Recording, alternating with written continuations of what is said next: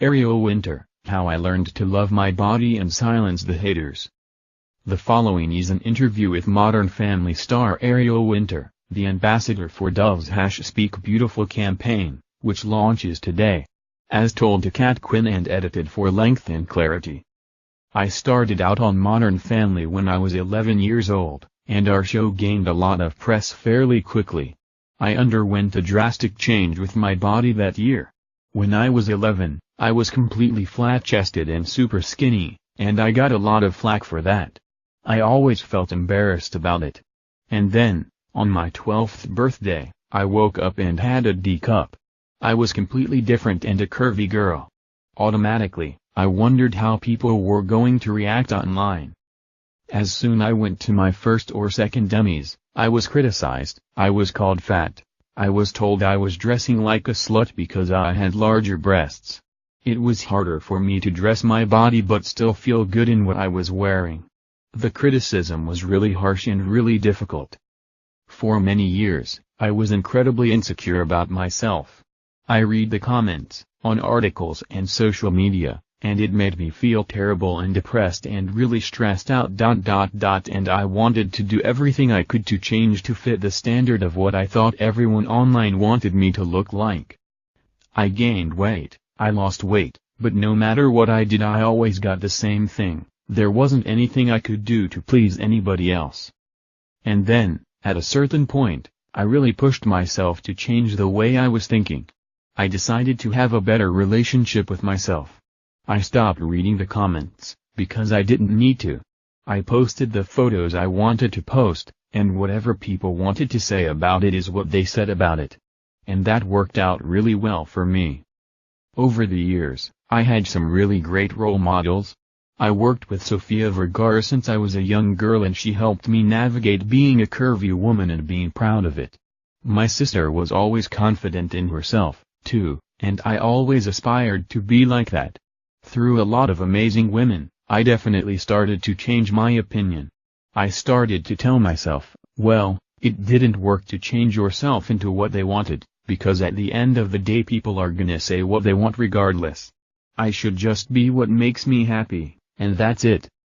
Looking back, it makes me really sad that that's the time I grew up in, and that's what was being promoted in the media, the way I looked at 12 and 13 years old. Instead of the fact that I was really lucky to be on a show, and that I was working hard and that I was doing my best in school.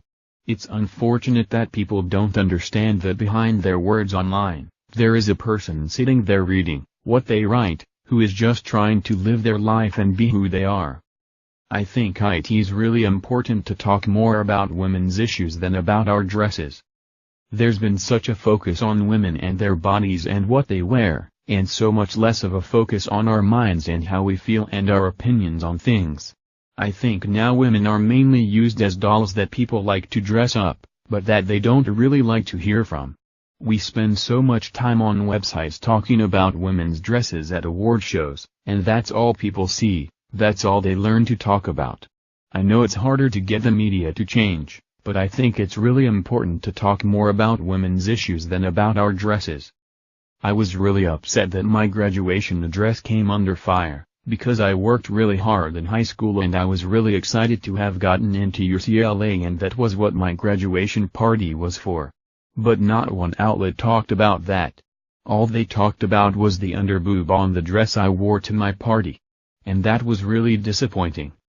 After I decided to get breast reduction surgery, I definitely had a lot of people who were bashing me for being affiliated with body positivity campaigns, and telling me, you got plastic surgery, so basically you don't promote body positivity and you don't love yourself. And that's completely untrue. As soon as I had large breasts, I was severely uncomfortable, I had really bad back problems, I couldn't fit into a lot of clothes, I had really bad indents in my shoulders from heavy bras, I could barely stand up straight. I felt it was necessary for me, and I made the choice entirely for me.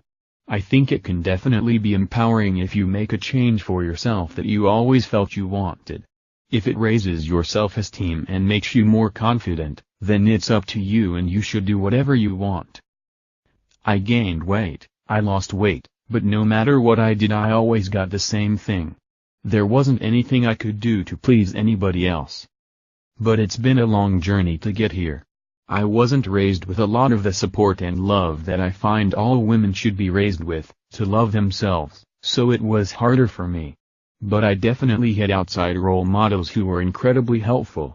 I learned a lot of things on my own, and I took care of myself.